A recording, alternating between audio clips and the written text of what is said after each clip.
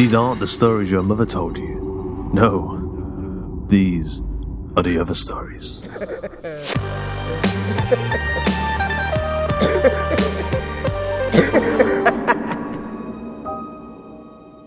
Hello, dear listeners.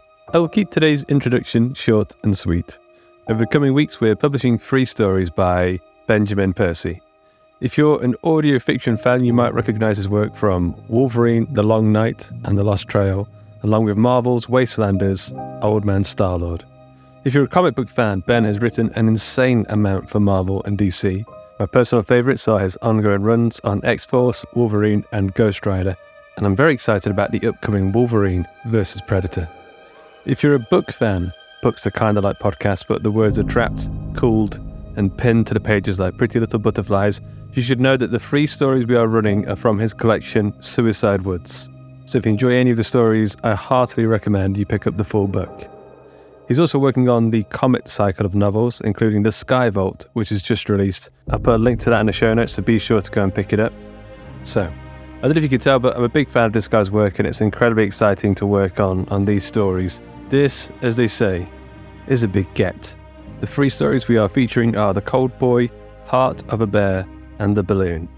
I love these stories. They range from scary to strange, from delightfully sweet to bleaker than the inner lining of a black hole, which I think you'll agree is exactly what we like on the other stories. On narration duties, we have the consonant reader and vowel architect, Justin Fife, and our audio alchemist for these sessions is none other than Carl Hughes. With all that said, welcome to episode 1 of the Benjamin Percy Trilogy, The Cold Boy, written by Benjamin Percy and narrated by Justin Fife. The forest is hardwood, and the branches of oaks and sycamores are bare except for the crows, hundreds of them, all huddled like little men in black jackets. Together they make strange music, muttering to one another in rusty voices as they click their beaks and rustle their feathers and claw at the bark.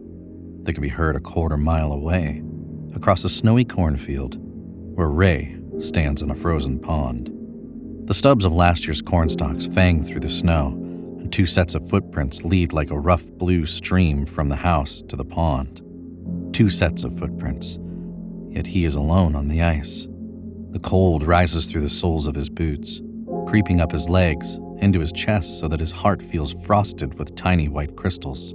The pond is big, close to 2 acres, with 3 holes melted into its ice from the warm springs beneath. The holes are big enough to drive a car through. The ice at their rims gradually thinning into a gray sliver that gives way to the dark water at their centers. His house, a ranch with a black roof and tan siding, sits 50 yards away. Next to it, a red pole barn where he stores his John boat and runs his taxidermy business. From where Ray stands, he can see his shop window, a square cut into the corrugated metal, and from there, he could have seen his nephew leave the house and crunch through the calf-deep snow, heading toward the pond, probably with his arms held out like wings to keep his balance. Had Ray only looked up from his work, a rack mount job, a deer shot by Jacob Henderson, there would have been time to lift the window and yell, to scramble out the side door and through the snow and grab the boy by the coat and give him a shake and say, "What the hell are you doing?" Had he only looked up, he wouldn't be standing here now, where the footprints concluded. At the edge of a hole as black and reflective as the glass eye he'd nudged into a deer's empty socket minutes ago. The boy was supposed to be watching cartoons. The boy, 7 years old, or was it 6, with his fair skin, his hair so blonde it is nearly white. Ray hardly knows him, sees him only on holidays and when his sister drives down from St. Paul to visit. The boy rarely speaks, and when he does, his voice comes out in a high whisper. His eyes are the blue-black color of the dirty snow piled at the edges of the highway. And now, the boy is trapped beneath the ice, his tiny body floating there, turning around and around in what must look like a cave with 3 columns of light streaming from the holes punched in its roof. Ray doesn't know what to do. Call his sister or call the police? There's no rush. The boy is dead, has to be. But Ray feels a horrible need to act, even if that means stepping forward as if through a trap door, allowing the cold water to squeeze the breath from him. It would be better than facing his sister, the hate he imagines twisting her face. In this moment, on the pond, in the middle of the snow-scalloped cornfield, Ray feels mixed up with anger and regret and sadness. Every stupid protest cycles through his head. I wish I could trade places with the boy. I wish I could turn back time, and so on. Then, as if summoned, the boy's body appears below him. One moment, water sucks and plops at the edges of the hole, and the next, the boy is there, his face a white smear rising out of the darkness. At first, Ray does nothing, dazed and blinking.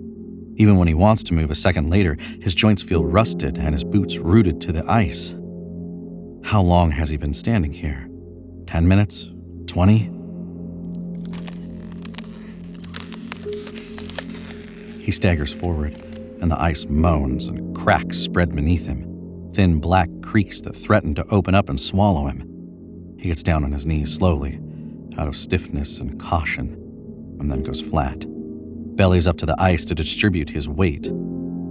He can't see from this angle, his cheek resting against the ice. He slides forward and reaches out blindly for the hole, his fingers splashing at the edge of it. The slushy perimeter crumbles and his arm drops into the water up to his elbow. His curse is cut short when he feels something catch hold of him.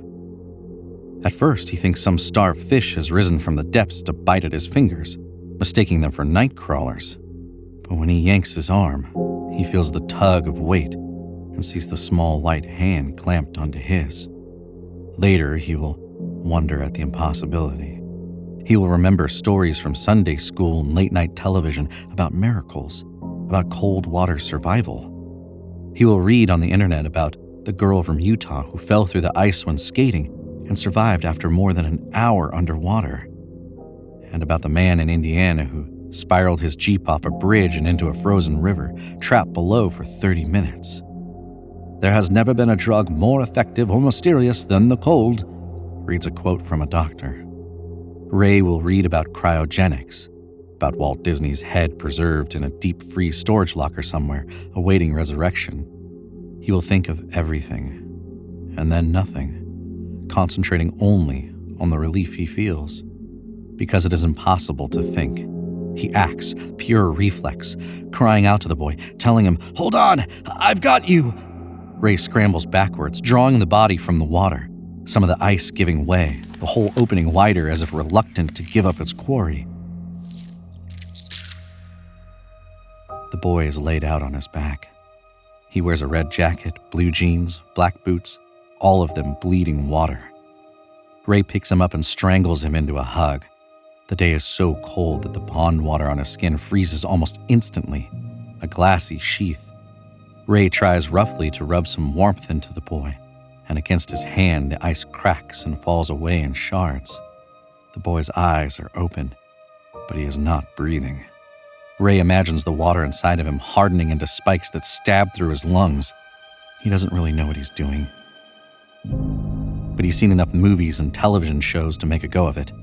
When he sets the boy down and presses his chest once, twice, 3 times, and then brings their mouths together and breathes into the boy and thinks, "Please, please."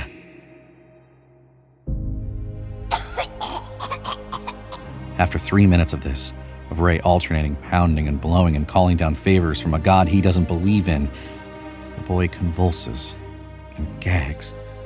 Ray turns him on his side so that he can more easily cough out the pinkish water mixed up with bile, the remnants of the bowl of Fruit Loops he ate that morning in front of the television. "Are you all right?" Ray says. The boy sits up and rubs his eye and looks at Ray, and Ray looks at the boy, and neither of them says anything. A country highway runs along the edge of the cornfield, and beyond it rises the forest. An old Chevy pickup comes rattling along, and when it stutters in its progress and backfires, the crows cackle madly and take to the air and leave the trees as naked as skeletons.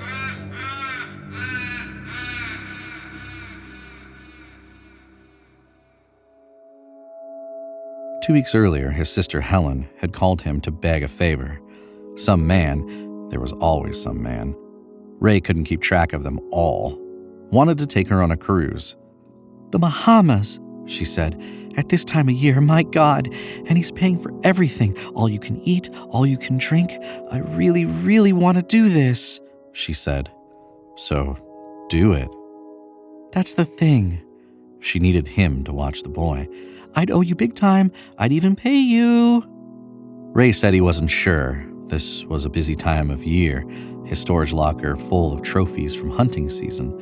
Plus, he hardly knew the boy. What would they talk about? What would they do? And Helen said, "That's exactly why this would be so great." This would be his chance to get to know him, to be a good uncle. "You'll be fine," she said. "He's no trouble."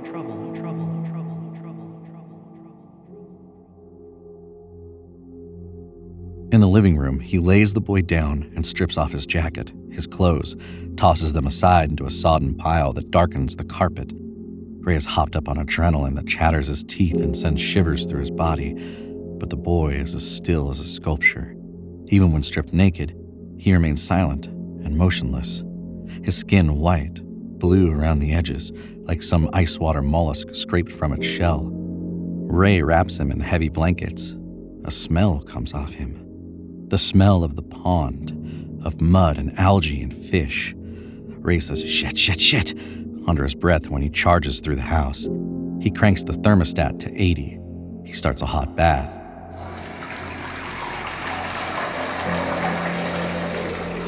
He peels off the lid of a can of beef stew and slops it into a bowl to throw into the microwave. When he returns to the living room, the boy has shrugged off the blankets. He's watching cartoons with his legs folded beneath his knees, the watery light of the television playing across his body. Ray thinks about taking the boy to the hospital, but then he imagines all the problems that will follow. His sister works as a secretary. No, that isn't the right term she uses. Administrative assistant at the auto parts dealer, and she regularly grouses about her insurance, the co-pays, the sky-high deductibles, the denied coverage. He would have to call her to get her policy info. She left him an emergency contact number for the cruise ship. He isn't so much concerned about ruining her trip as he is about getting an earful after she learns what happened. The doctors would no doubt run tests, would keep the boy overnight for observation, and in the end, Ray knows he would foot the bill. He wonders if the police would get involved. Maybe it was neglectful, even illegal for him to have left the boy alone. How should he know? And then there would be the reporters. He imagines them gathering at the end of his driveway, their cameras like shotguns trained at his house, the pond, all of them eager to tell the story of the miracle boy and his deadbeat uncle. There's no reason to make a lot of trouble out of nothing, not when everything is fine. The boy is fine. Except that Ray can't seem to warm him up. His skin the color and feel of sunlit snow. The few times Ray touches the boy, leading him from the television to the kitchen table, from the bathroom to the guest room, he startles at the cold, clammy skin and yanks back his hand. Nor will the boy eat. Ray tries soups, hot cocoa, grilled cheese sandwiches oozing with Velveeta.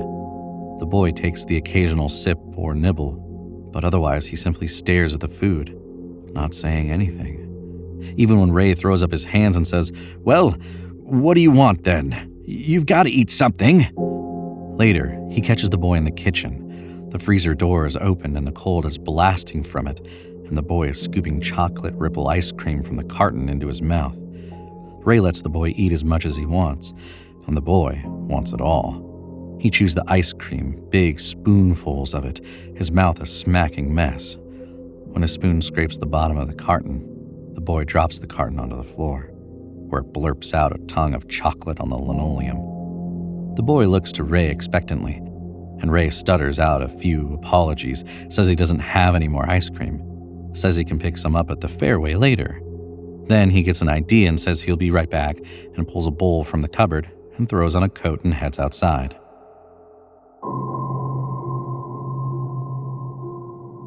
A gasp of cold greets him. The wind has shaped the snow into drifts like the sluggish waves of some frozen ocean. The day is sunny, but the yard is dark and rippling with shadows, and Ray feels momentarily unbalanced as he staggers off the front step. Crows are overhead, hundreds of them, a circling black eddy that blots out the sun.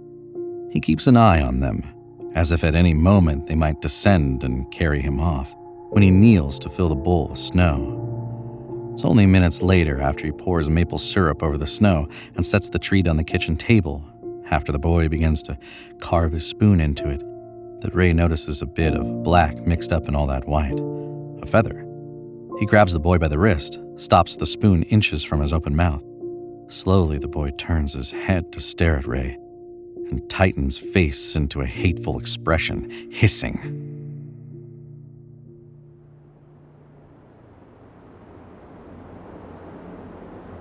Ray wakes shivering in the night. The window next to his bed is open. The wind moans through it, and the curtains breathe inward, green and trembling like seaweed. He jumps out of bed and slams shut the window. The curtains settle, but the moaning only shifts to another part of the house. He grabs a sweatshirt from the dirty laundry in the corner and pulls it on when he staggers into the hallway, where the wind blows and the carpet fibers feel like frozen blades of grass. He finds every window in the house open, an invitation to the severe wind that flutters newspaper pages across his living room, that ruffles the bear pelt hanging from the wall, that knocks over the plastic gas station cup and freezes the milk in a half-eaten bowl of cereal. He rushes to close them all, to stop the wind from coming in, while also chasing the sense that something might escape him. The boy.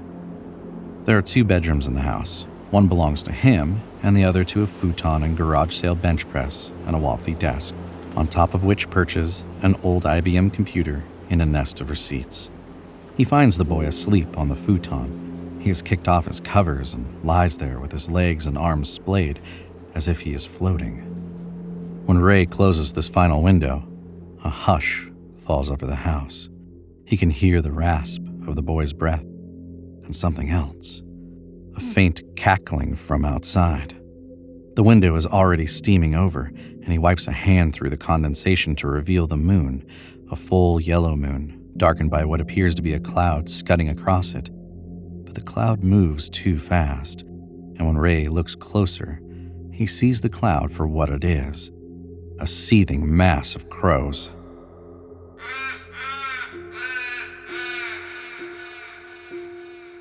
In the morning, the boy's sheets are wet, a damp oval in the shape of him.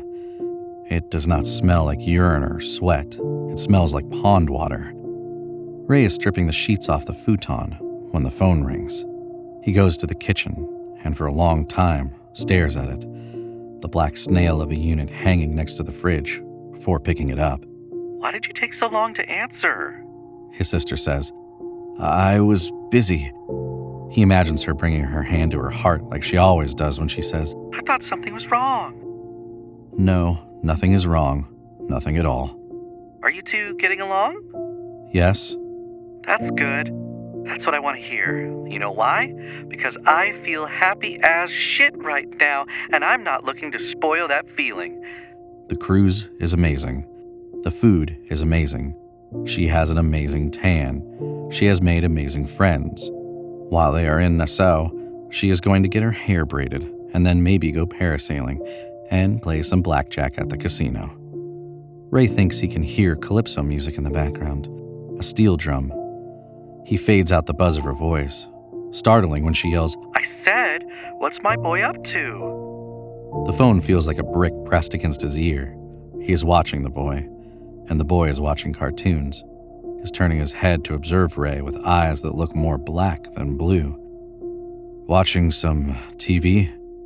"Don't bother him then. Tell him I love him, the little shit." She laughs her throaty laugh, and Ray imagines a cloud of cigarette smoke. "Tell him I'll see him soon enough." "I'll tell him that, I will." The walls of the house are pine-paneled and studded with dead animals. A 12-point buck, its antlers a thorned basket, 3 quail suspended in flight, an opossum clambering up a log and showing its needled teeth, a bobcat pawing playfully at a largemouth bass, the skin of a black bear, its legs splayed into an X so that it appears to have been hurled and flattened against the wall. The smell of formaldehyde hangs like an ammonia cloud in the house and in the pole barn, and it puffs off his clothes, his hands, and hair. He doesn't notice it, but others do. His buddies say he smells like he rolled around in a funeral parlor. When a sister visits, with her big hair and her long purple fingernails, she waves a hand in front of her face and says, "P.U." And when he sometimes goes out to dinner at Dangerous Curves, a gentleman's club with a buffet supper, the women will dance for him, will smile and snake around him, but when they lean close, their powdered breasts brushing against his cheeks, he notices how their noses crinkle, some of them asking about his cologne. Ray orders his parts, his claws and jaw sets and tongues and tails, his flex eyes and pinpoints and standard pupils, his polyurethane forms for deer, from an online store that delivers via UPS a few times a month. But his chemicals come from a specialty company based out of Rochester. Dyes and resins, adhesives and sealants and preservatives. A few times a year, he drives there and back, the bed of his pickup sloshing with buckets and bottles he buys in bulk. This morning, the morning after the boy fell in the pond, he peels open a bucket of formaldehyde, and the fumes that boil out of it make him weep. He will wipe at his face, wipe away with the heels of his hands the tears wetting his cheeks. This is the only time he cries. Not when his father died of a stroke. Not when he sent his mother to the nursing home after she lost her mind and ability to cook and clean. Not when his girlfriend of 10 years, Tanya, said to hell with him if he didn't want kids, didn't want to get married, didn't really want to spend time with her except the occasional buffet dinner followed by a quick and dirty screw. His sister had always called him cold. He is cold now, in the pole barn, in the walk-in freezer. He is surrounded by shelves of animals, all packaged in plastic, their ID tags sprawled over with a Sharpie that identifies their owner, their date of entry, their order number. He stuffs deer mostly, but also bears, beavers, bobcats, turkeys, pheasant. He makes throw rugs, doeskin gloves, one time a pair of moccasins, though that was a pain in the ass and he would never do that again. He mounts fish on logs and antlers on stained oak and red velvet. He comes in this morning to work on a dog, a pug owned by Ruth Gill, a square-shaped woman who teaches English at the local community college and always wears floral patterned muumuus, her hair a frizzy red helmet. The dog was named Nosferatu, and she had euthanized it. "Cancer," she said. "They all die of cancer. It's the dog food that does it." She would dress the dog up in tuxedos, sailor suits, tracksuits. Ray would often see them around town, at the mall, the farmer's market. The pug, bug-eyed and snorting at the end of a leash. Since dropping off the dog, Ruth is called daily to check in, often sobbing, always wanting to know when Ray will be done, when Nosferatu can come home. Soon, he tells her, and means it, moving the dog up in his processing schedule so that he can put an end to her pestering. When Ray is in the freezer pawing through the stacks of bodies, thumbing their tags searching for the pug, he comes across a crow. It's not packaged or tagged. Some people who have crows for pets. And sometimes the weirdos, the people with the powder white faces and the black lipstick and the chains running from their lips to their earlobes, sometimes they drop off a carcass to stuff. But he has no idea where this crow came from.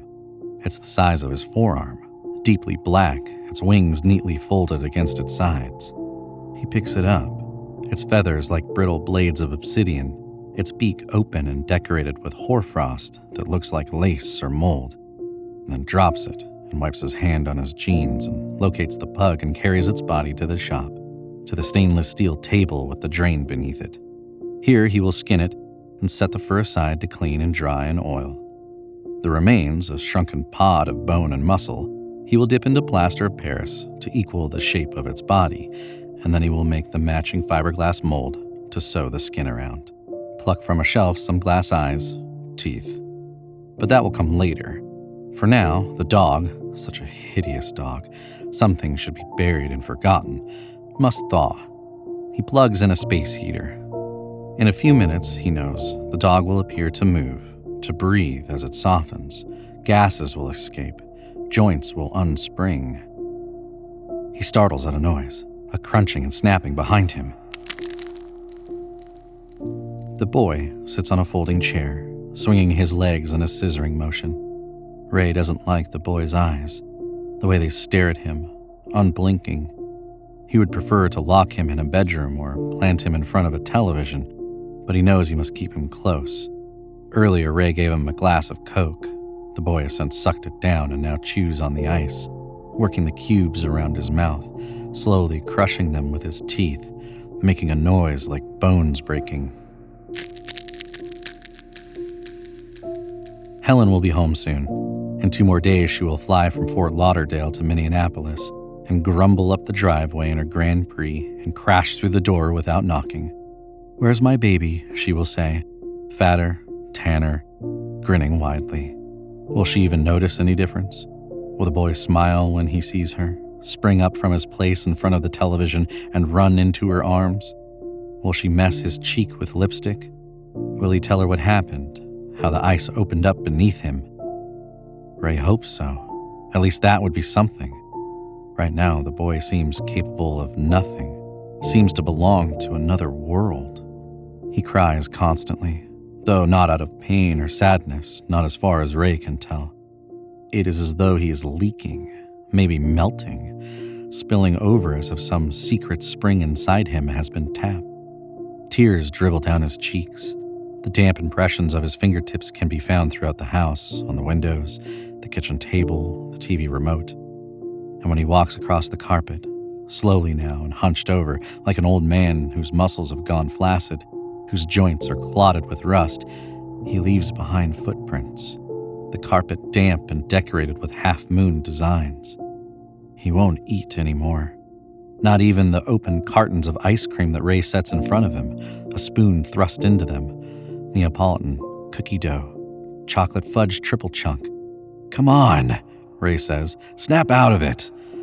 The boy sleeps most of the day, curled up on the living room floor or sprawled out on the futon. Ray finds it hard to focus on the boy's face, his features seeming smeared over as if seen through a rainy window. There's a cold snap.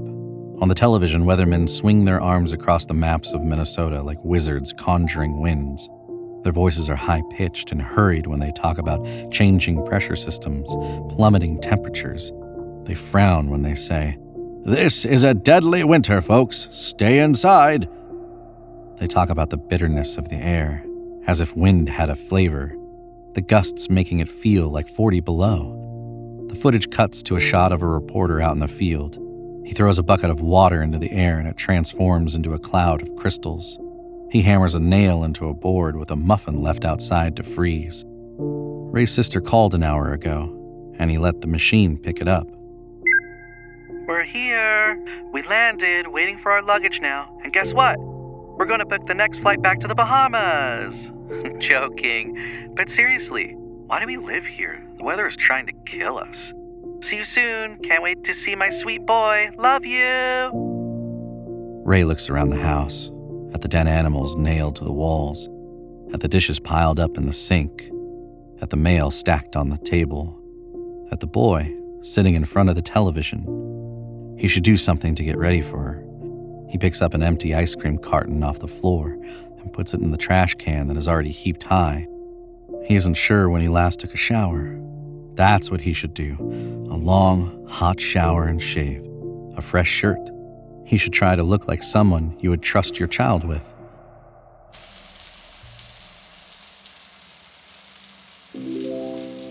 30 minutes later, he climbs out of the shower and towels off and pulls on his clothes in a bathroom swirling with ghostly steam.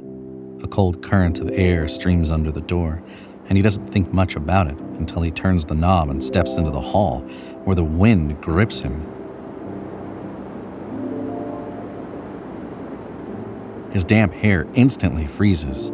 He thuds down the hallway and rounds the corner and sees the front door open and swinging. From the walls comes a groaning as the pipes begin to seize up. He shoves his feet into boots but doesn't have time to find his coat.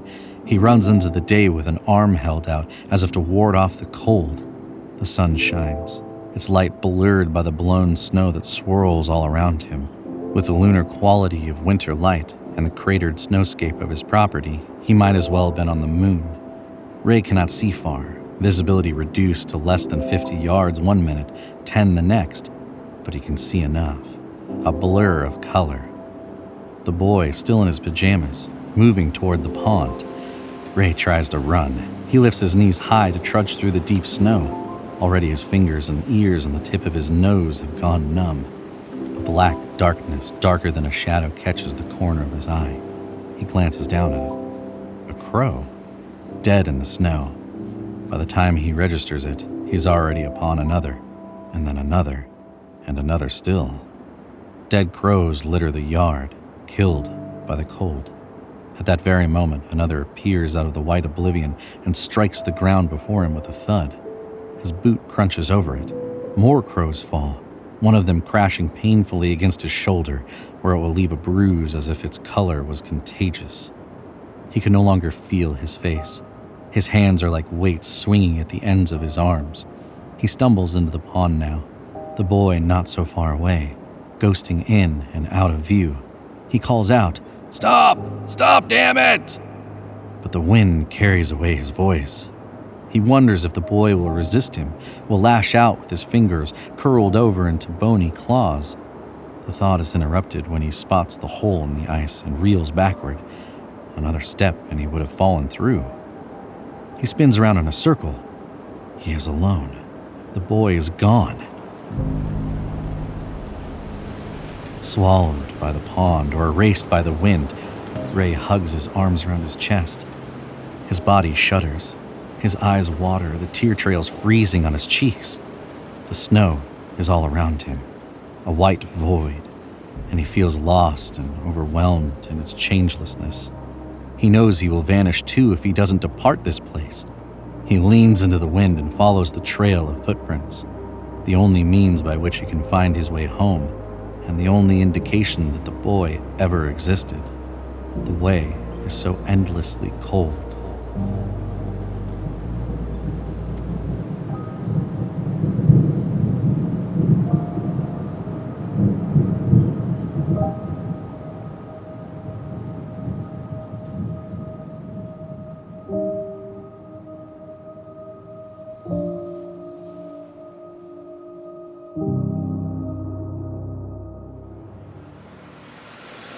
I hope you enjoyed today's episode of The Other Stories. The Cold Boy was written by Benjamin Percy, narrated by Justin Fife, edited by Carl Hughes, and music by Stephen O'Brien and Tom Robson, and sound effect provided by freesound.org. The episode illustration was provided by Luke Spooner of Carry On House.